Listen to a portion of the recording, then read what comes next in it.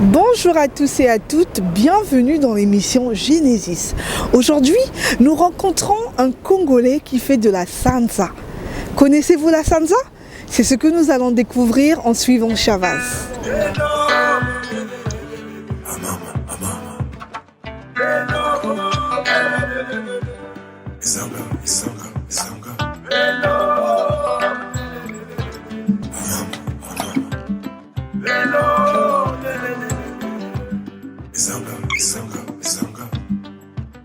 Nani ayebisio uzangi avenir boka kitoko nani ayebisio uzali na molili nazalaki nani mwana moke kuna na boka mokolo koka bengaki ngai alobi na nga yaka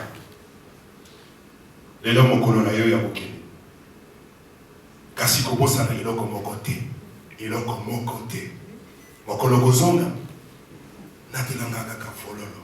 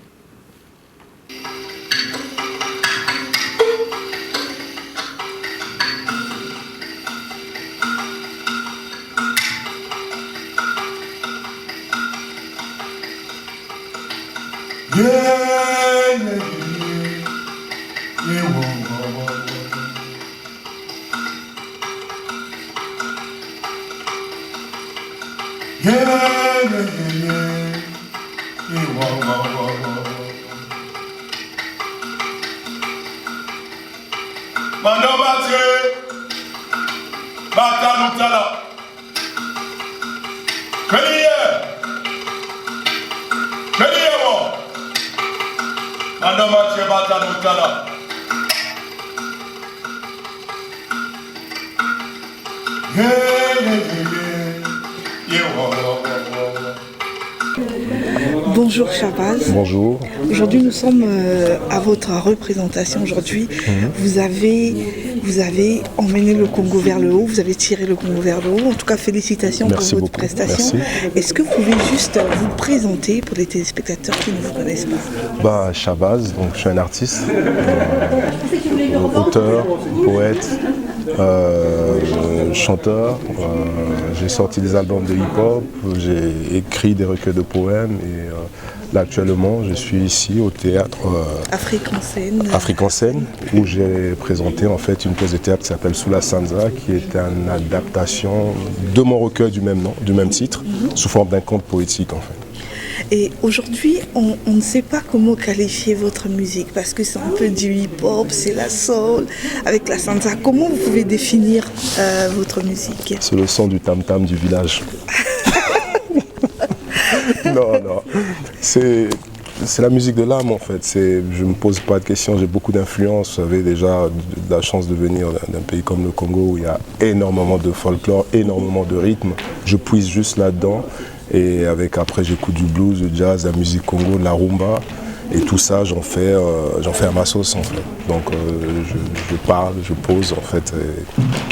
Je ne sais pas comment la définir, mais il y en a qui disent c'est de l'afro-roots hip-hop. Mais c'est pas que ça, puisqu'il y a aussi de la poésie derrière, puisqu'il y a aussi les contes derrière. Oui. On a fini par dire sorte de griot des temps modernes. Et donc, où trouvez-vous au fait vos contes, l'inspiration, d'autant plus que vous êtes loin de votre Afrique et du pays? Vous savez, le pays est toujours en nous. On a tellement la chance de venir d'un pays comme ça où la tradition elle est là.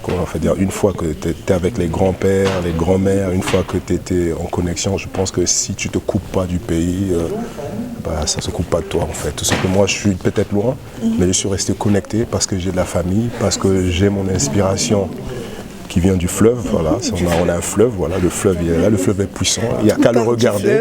Il n'y a qu'à le regarder, oui, ça part du fleuve comme c'est parti du fleuve pour d'autres poètes, pour d'autres, mais c'est puissant en fait. Et il y a aussi, sous la Sanzala par exemple, là c'est un hommage au coutumier chef, donc en fait à mon grand-père qui était chef coutumier, Donc quelque part, ça m'a beaucoup inspiré aussi. Donc il y a de tout en fait. Il y a l'Afrique, et puis le monde, et puis le fait aussi de vivre loin d'Afrique aussi, de prendre partout en fait. C'est ce brassage-là. Mais la base, c'est le village. C'est... Sous la Sanza.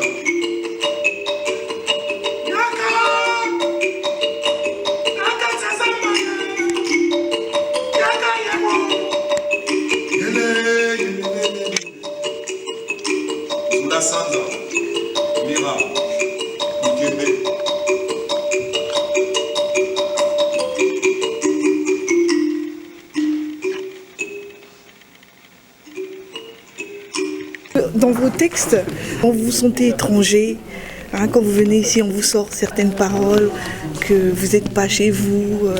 Tout à l'heure, j'ai pu voir que vous avez dormi dans le métro. C'est un peu cette réalité-là. Oui, c'est... On ne peut pas rester en fait sourd ou bien ne pas voir ces réalités. Ça fait partie de nous finalement, du vécu de chacun. Si chaque Africain ici se mettait à raconter vraiment sa vie, je pense qu'il y aura vraiment des choses à dire. Bon, nous on a la chance avec l'écriture, avec la scène, de pouvoir transcrire ça. Si on peut servir un peu de médias, si on peut servir de canal pour ça, c'est ce que j'essaie de faire. Mais bon, ça fait partie de ce qui forme l'homme en fait. Il faut passer par beaucoup de choses pour pouvoir peut-être parler. C'est la route en fait. Ici, bon, on est beaucoup. Hein, si chacun raconte, c'est énorme quoi. Mais on est debout. On a la chance, voilà. Les grands-pères, ils ont bien chargé depuis le départ, donc on a encore de l'endurance. Sinon, c'est depuis quand que vous êtes lancé au fait dans ce style de musique? Parce que vous étiez avant hip-hop. Je suis toujours Shabazz. C'est-à-dire que je suis toujours... Shabazz n'a pas changé. N'a pas changé. C'est juste que on me découvre en fait. Mais j'ai toujours été plus ou moins dans cette recherche de la poésie. Mais sauf que c'est vrai que le hip-hop était plus mis en avant avec des albums qui sont sortis. Mais en fait, on se rend compte tout simplement, c'est une graine aujourd'hui, Shabazz, qui donne un arbre avec plusieurs branches. Il y a la branche la poésie, il y a une branche le hip-hop, il y a une branche l'écriture. En fait, je fais juste ce qui me plaît ou ce que je pense que je suis capable de faire en fait.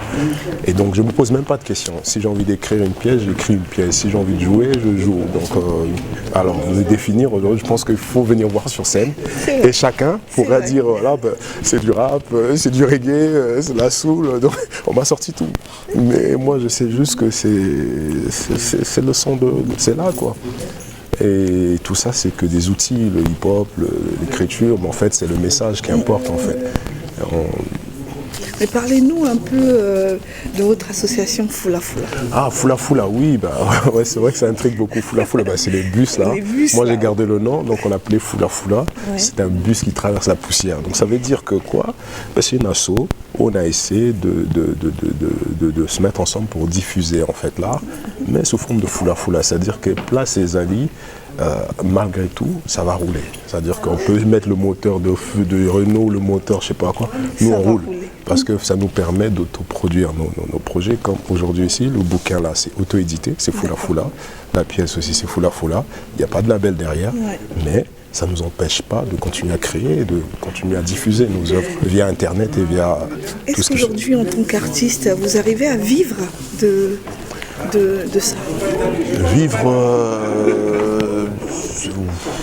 ça dépend en fait, c'est quoi vivre de ça? C'est-à-dire vous arrivez à payer vos factures, le quotidien, parce que souvent les artistes ils sont plongés dans ce qu'ils font, mais souvent la rentabilité ne suit pas. Non, mais à partir du moment où j'arrive à faire déjà ce que j'aime, j'arrive à avoir la liberté de créer ce que j'ai envie de créer, c'est-à-dire je vis de ce que je fais. Le reste, franchement... Nzambe Motaebinyoso, tu vois, c'est lui qui regarde aujourd'hui. On est parti par une autoproduction, une pièce qu'on a écrite nous-mêmes. Aujourd'hui, on le joue là. Après, on l'emmène à Avignon. Donc, ça veut dire que voilà, il faut du temps. Voilà. Et quand on rentre dans l'art, on sait qu'on a signé dans le temps. Donc, on est prêt à accepter que ce qu'on peut faire ne peut comme ne peut pas. Mais en tout cas, ce qui est important pour moi aujourd'hui, c'est le message que je diffuse. C'est de cette Afrique que je parle, qui j'aimerais qu'on puisse la voir autrement parce que elle est à la base de beaucoup de choses. Elle est une source d'énergie énorme et elle est une puissance énorme. Que dans beaucoup de gens, peut-être, je ne sais pas, mais moi je le sais. Et c'est ça qui nous pousse aussi derrière à pouvoir aujourd'hui la communiquer à d'autres, à le faire intéresser aussi à d'autres et à partager. Parce que voilà, c'est Sous la Sanza, s'il n'y avait pas l'Afrique, je n'aurais pas écrit Sous la Sanza.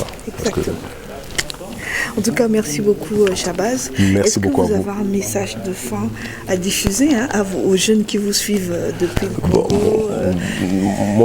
Mon message, il est très simple. En fait, je voulais dire aux jeunes au Congo, même par demande, en fait, c'est que faut jamais arrêter ses rêves, il faut continuer en fait à bosser et puis personne va le faire à notre place. Si tu as un projet, fais-le. Un enfant quand il marche, voilà, il fait un pas, ensuite voilà, il y en a qui ont la chance que ça marche tout de suite, mais en tout cas, il ne faut pas lâcher, il faut entreprendre, il faut faire des choses et voilà, créer nos propres trucs, créer nos labels, créer notre musique et puis produire nos choses. Et c'est parce qu'on les produit que les autres peuvent dire comme aujourd'hui venez voir parce que c'est une production à nous et qui intéresse maintenant les autres, donc on peut parler avec les autres. Mais si on ne fait pas, personne ne va le faire en fait. Moi c'est ce que je fais. J'essaye à ma manière de faire petit à petit. Donc cette énergie, si je peux la transmettre aussi aux petits frères qui sont là-bas, c'est de faire. C'est tout. Merci Shabazz. Merci à vous et puis merci à Télé Congo et puis big up à mon papa.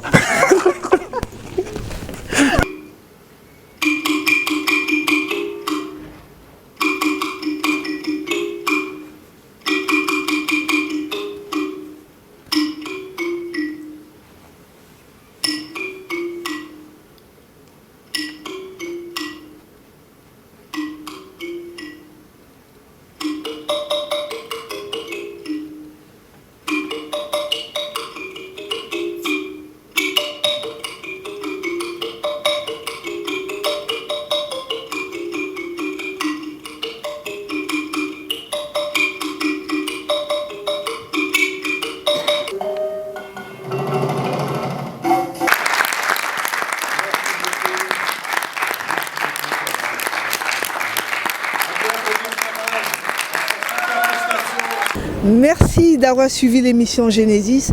Merci d'être de plus en plus nombreux à nous rejoindre. D'ici là, portez-vous bien. À très bientôt. Ciao. Bye bye.